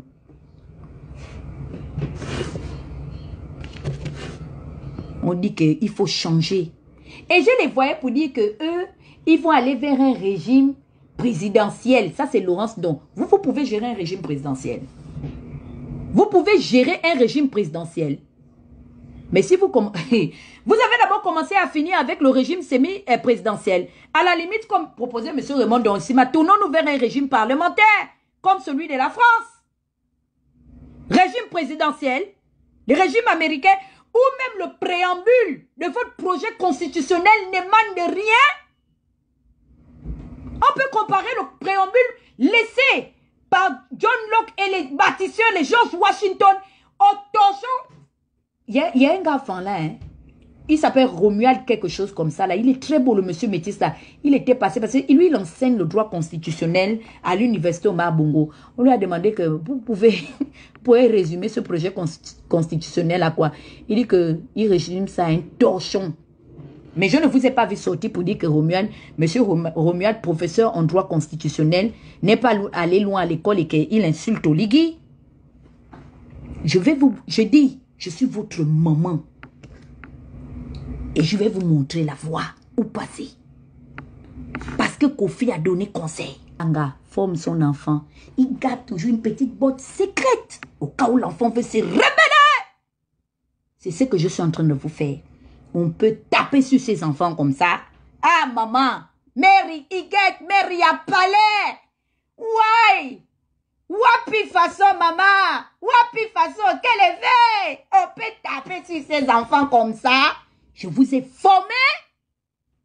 Tu l'as dit, Eyi, que je suis l'une de tes sources d'inspiration.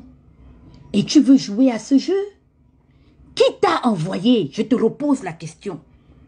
Si aujourd'hui, parce que je parle d'Aurélien, on m'aurait envoyé, alors je te renvoie la même question. Qui t'envoie et où on t'envoie? Chez qui?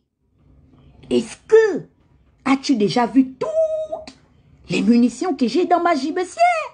Parce qu'il y a un proverbe afghan qui dit, celui qui va aller loin dans son voyage ménage sa monture. Le proverbe, je peux le traduire en afghan. Ça veut dire, nangalin nangalana, fionko fionko fionko, na fion fion fion. C'est ça que ça veut dire. Je viens de parler l'afghan. Je suis légère. Comme une plume. Et au moindre coup, j'ai le remède. Ça ne chauffe point. On peut parler afghan comme ça. On sait qui t'a envoyé. Qui m'a envoyé? Ce pays est le mien aussi. Suis-je devenue la Stevie Wonder?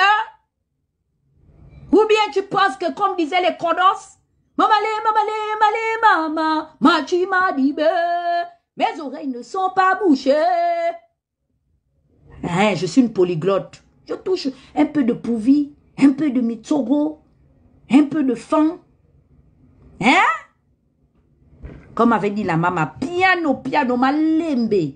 Parce que vous êtes en train de descendre maintenant dans les profonds. Là, vous êtes en train de nager dans les eaux profondes. Hein. On va faire la politique. On fera de la science et de la politique. Tu parles de scientifisme, mais tu ignores que la politique est une science. Une science émise par des pensées et des réflexions qui se sont développées à travers l'âge antiquitaire. Et aujourd'hui, continue encore de se développer dans l'âge moderne, sans oublier qu'elle hérite de l'âge contemporain.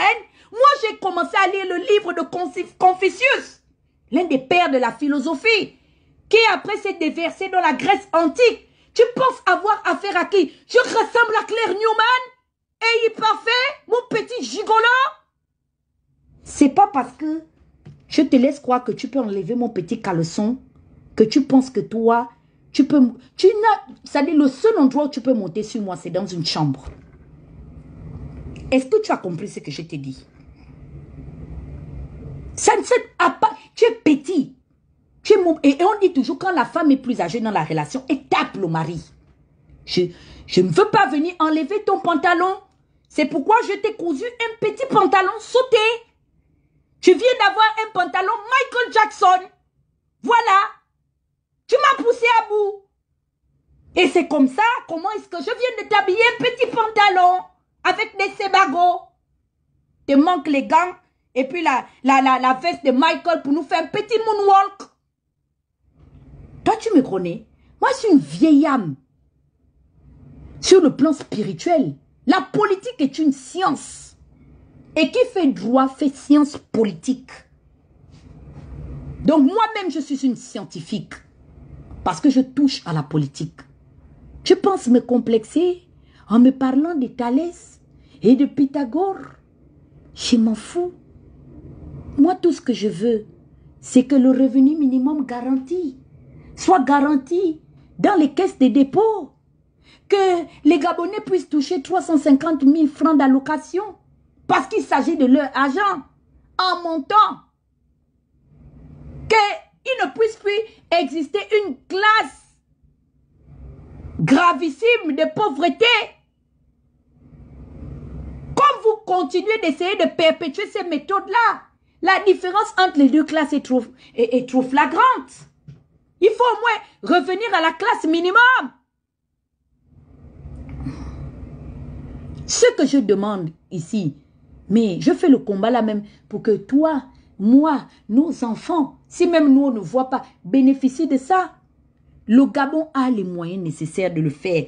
Nous sommes un pays de moins de 2 millions. Même comme vous nous avez déjà collé 2,5 millions d'habitants, on accepte. Comparativement à la Namibie, qui a presque la même superficie, la même démographie que nous. La Namibie aujourd'hui est un exemple de puissance en matière de gestion économique, sans tenir compte qu'ils n'ont même pas comparativement les mêmes ressources et les mêmes capacités. Mais pourquoi vous faites ça? Pourquoi vous marginalisez le combat que nous sommes en train de mener? Si les autres là, s'étaient aussi contentés du sous-développement, est-ce qu'on devait profiter de leur progrès? Aujourd'hui, j'ai mis mes pieds aux États-Unis parce qu'il y a eu des personnes comme Elijah Mohamed, il y a eu des personnes comme Malcolm, il y a eu des personnes comme, comment on appelle ça, Martin Luther King, le révérend, les Rosa Parks et tout. Ce sont des gens qui ont dit, nous allons changer la donne. Et aujourd'hui, ils se sont battus pour faire progresser les choses. L'apartheid, c'est-à-dire que c'est un combat de près de 100 ans. Mandela a été officiellement déclaré persona non grata, comme il était déclaré dans les fichiers centrales du FBI et de la CIA comme terroriste. Mais est-ce que, parce qu'on l'avait déclaré terroriste, que c'était vrai? L'histoire a fini par restaurer. Je vous dis, le temps est un facteur déterminant. Personne ne peut cacher le soleil à l'aide de l'ombre d'une main. Le processus du réel changement est déjà enclenché. On ne négocie plus, on ne veut plus. Ça fait 60 ans que le Gabon attend et patiente d'arriver à son apogée. Aujourd'hui, là, on est sur une posture de non-retour. C'est non négociable. Vous allez nous donner le revenu minimum garanti. Vous allez nous donner une assurance médicale garantie à plus de 90%. Nous allons restaurer la dignité du peuple souverain qui nous a accueillis sur ces territoires. Il est temps de restaurer les civilisations pygmées. On ne peut plus rentrer à l'hémicycle, aller discuter des questions du pétrole gabonais sans informer la communauté autochtone de ce pays. C'est le combat que je mène. Parce que ici, l'une des choses qui m'a beaucoup touchée, c'est que j'ai vu qu'il y a la direction générale des autochtones. Parce que même les anglo-saxons et les français et tous ces envahisseurs du continent nord-américain, à un moment donné, ont dû revenir sur les préjudices des générations précédentes. Parce que c'est des crimes dont ils ont hérité par le lien de sang et même du droit du sol. Les Nord-Américains ne se cachent pas. Ils ont été génocidaires. Et même Geronimo, l'un des chefs, d'ailleurs, communautaires amérindiennes, le dit, quand on lit l'histoire de chef Geronimo, dit que le plus bel, c'est-à-dire que le plus beau génocide, hein, pas qu'il il idéalise ça, mais il reconnaît que le plus gros génocide que les Occidentaux ont eu à perpétrer vis-à-vis de sa communauté était le génocide identitaire.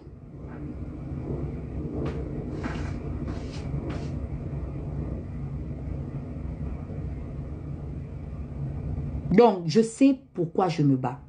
Je sais ce que je veux. Je sais ce que je réclame.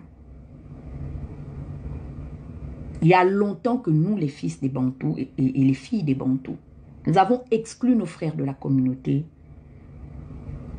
pygmée, qu'on appelle en langue locale Babongi.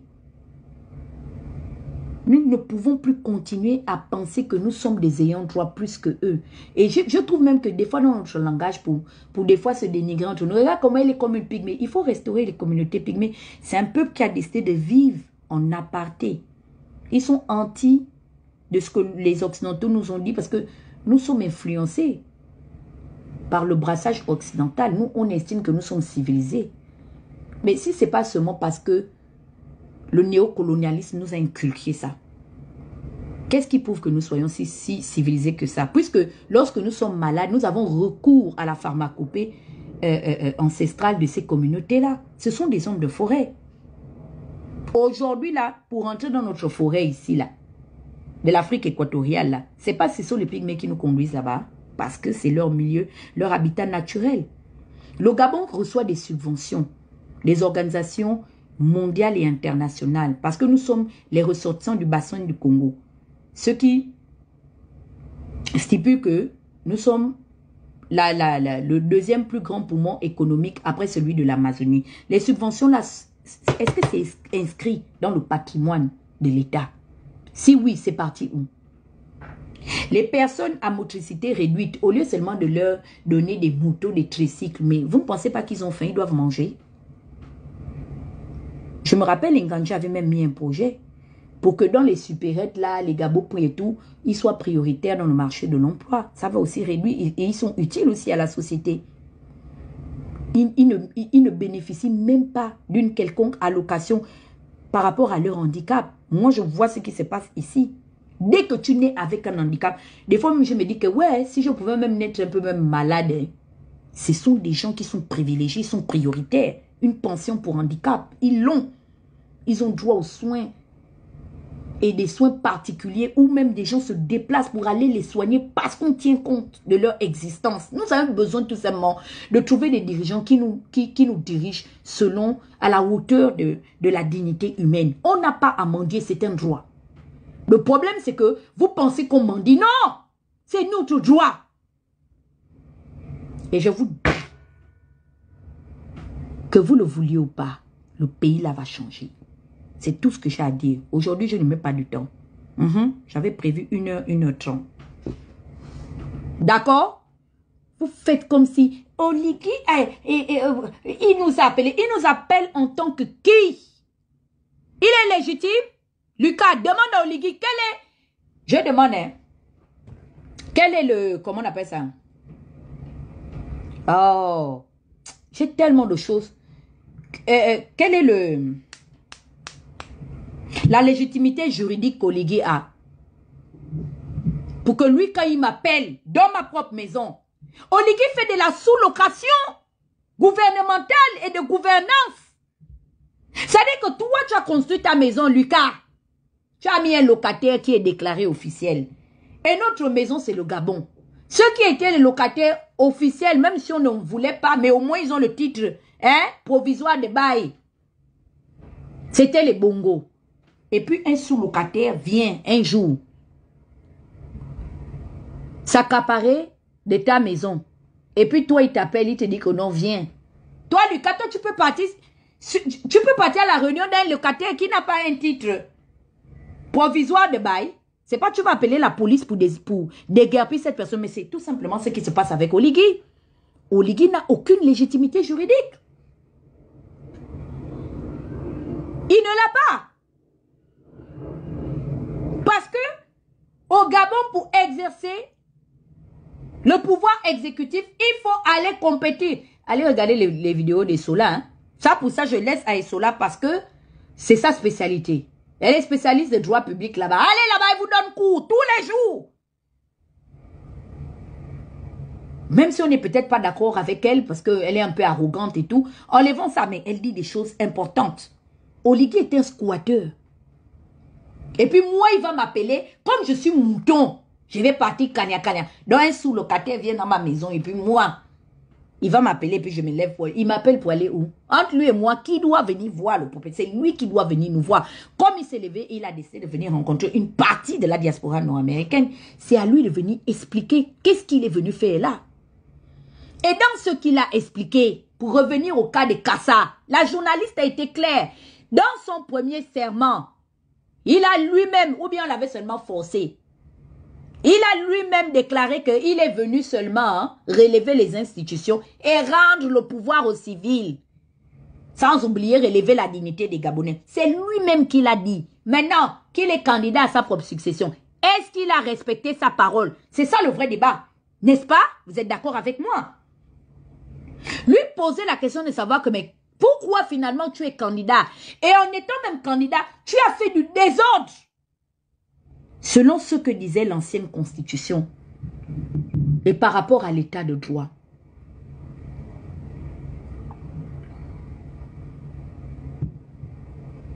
La place des militaires se trouve dans les casernes. La place des magistrats se trouve au sein, comment on appelle ça, des tribunaux et des institutions. Leur rôle est de contrôler l'action de l'État et ainsi que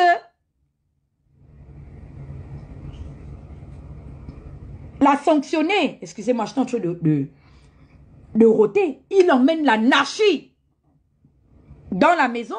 Il vient avec la poubelle du dehors. Et non, nous, on doit accepter ça. C'est-à-dire, il n'y a remis tout. Mélange tout. Ne me rendez pas malade. Hein? Donc, j'espère avoir répondu. Donc, à mon jeune frère, parfait, donc sur la question du franc CFA, je ne suis pas une spécialiste de ces questions, ça ne m'intéresse pas beaucoup. Mais je t'ai donné mon avis et je dis qu'à cette question, le professeur Touadéra, aujourd'hui, qui est président en exercice de la République de Centrafrique, y avait déjà répondu. Maintenant, pour ceux qui veulent avoir plus de précision, je vous exhorte et je vous invite à suivre tout simplement les interventions du professeur Franklin Yamsi et d'autres, comme Nathalie Yamb et tout. C'est des spécialistes de ces questions-là en Afrique francophone. Pour les bilingues, vous pouvez suivre d'autres personnes qui sont spécialisées là-dedans. Donc, j'ai expliqué tout simplement à EI, de ma petite connaissance, ce que je savais de ce milieu-là. Donc, tu ne m'influences pas. OK? Voilà. Ni Aurélien. Aurélien doit repartir devant les compétences juridiques, aller expliquer pourquoi est-ce que son ministre de tutelle, on doit les confronter. Charles Mba l'a fait suspendre et l'a révoqué de son poste de fonction. Avant de venir nous parler de la situation de la domination monétaire, c'est pas ce qui pousse au jour d'aujourd'hui ces personnes-là à faire bondir le niveau de notre dette. Ne nous prenez pas pour des idiots. On veut savoir pourquoi notre dette a bondi et que vous continuez à aller emprunter dans les marchés financiers de manière agressive au point où on vous a encore sanctionné même pour essayer de sauver la République et qu'on vous a obligé à travailler désormais avec le FMI. Sur ce, merci beaucoup de m'avoir suivi ce soir. On se dit au revoir en musique. On va écouter encore nos frères de Espoir 2000 qui ont dit la vérité. Parce que maintenant, les boucs vont se battre par catégorie. Quand tu viens me parler poliment, je te réponds poliment. Si tu veux me montrer que you from the ghetto, I show you I'm from exactly to the ghetto too. From the ghetto too, pardon. Oui, oui, je suis une fille de Newark et de Bronx. On peut être une jackass. D'ailleurs, c'est Obama qui a dit ça. The jackass. Donc, voilà. Donc, continuons à nous respecter.